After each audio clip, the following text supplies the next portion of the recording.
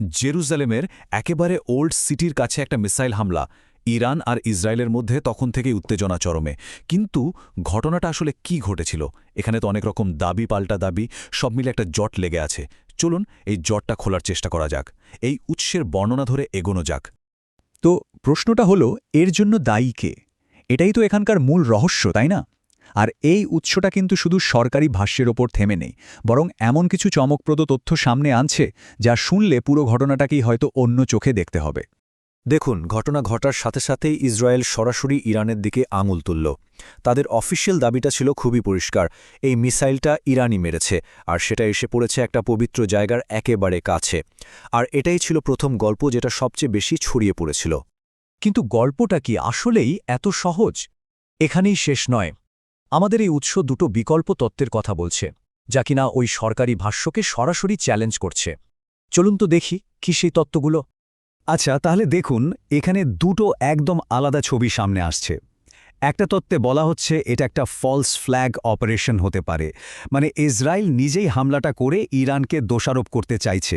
আর দ্বিতীয় সম্ভাবনাটা হলো এটা হয়তো সরাসরি কোনো হামলা ছিলই না, হতে পারে একটা ইরানি মিসাইলকে মাঝ আকাশেই থামিয়ে দেওয়া হয়েছিল আর তার ভাঙা অংশগুলো এখানে এসে পড়েছে।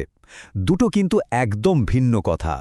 এই ফলস ফ্ল্যাগ তত্ত্বের ব্যাপারে একটা বেশ ইন্টারেস্টিং ব্যাপার আছে। উৎসটা এর পক্ষে একটা নির্দিষ্ট প্রমাণের দিকে ইঙ্গিত করছে। বলা হচ্ছে টাকার কার্লসনের একটা ইন্টারভিউতে নাকি আগেই এমন একটা ঘটনার ভবিষ্যৎবাণী করা হয়েছিল। এটা কিন্তু পুরো ঘটনাটাকেই একটা অন্য দিকে ঘুরিয়ে দেয়। আচ্ছা, এবার আলোচনাটা একটু টেকনিক্যাল দিকে যাচ্ছে। উৎসটা একটা খুব গুরুত্বপূর্ণ প্রশ্ন তুলেছে।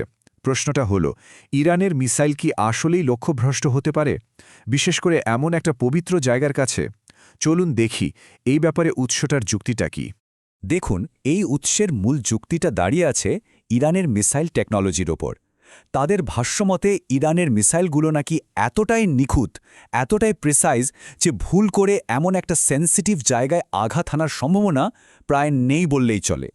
আর তাদের এই দাবির সমর্থনে কিছু উদাহরণও দেওয়া হয়েছে, যেমন একটা তেল শোধনাগারে ঠিক নির্দিষ্ট একটা পাইপে গিয়ে আঘাত করা, কিংবা একটা পুরো বিল্ডিংয়ের মধ্যে শুধু একটা ফ্লোরকে টার্গেট করা।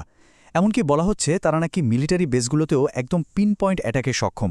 আরও একটা ইন্টারেস্টিং পয়েন্ট হলো, অর্থনৈতিক কোনো টার্গেটে অ্যাটাক করার আগে তারা নাকি সাধারণ মানুষকে সরে যাওয়ার জন্য ওয়ার্নিং দেয়।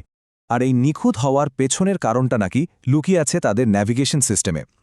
উৎসটা বলছে বেশিরভাগ দেশ যে জিপিএস ব্যবহার করে সেটা নাকি আমেরিকা বা ইসরায়েল হ্যাক করে মিসাইলের গতিপথ বদলে দিতে পারে, কিন্তু ইরান নাকি সেটা ব্যবহারই করে না। তারা ব্যবহার করে চীনের বেইদু সিস্টেম, যেটা হ্যাক করা বা এর দিক পরিবর্তন করা প্রায় অসম্ভব। মানে বাইরের কোনো শক্তি চাইলেও মিসাইলটাকে ভুল পথে চালিত করতে পারবে না।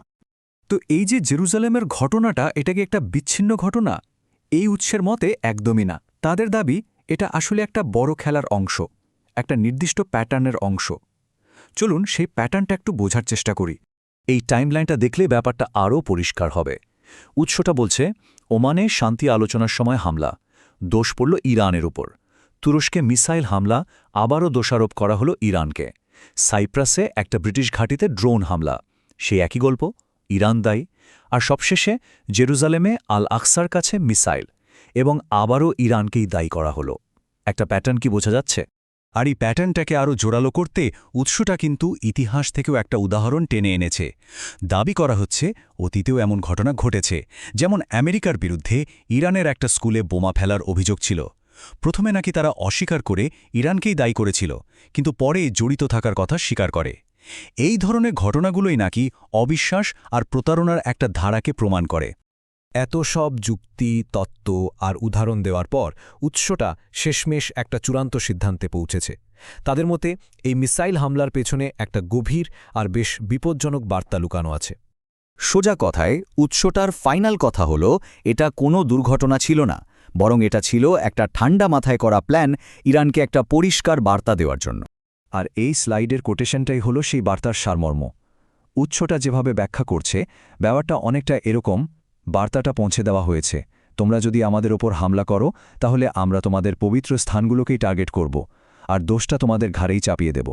তাহলে শেষ পর্যন্ত আমরা কোথায় এসে দাঁড়ালাম?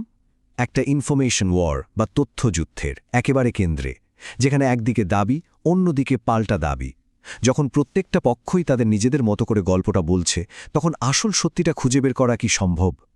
নাকি সত্যি বলে আসলে কিছুই নেই, পুরোটাই নির্ভর করে কে কতটা শক্তিশালীভাবে তার বানানো গল্পটা বলতে পারছে?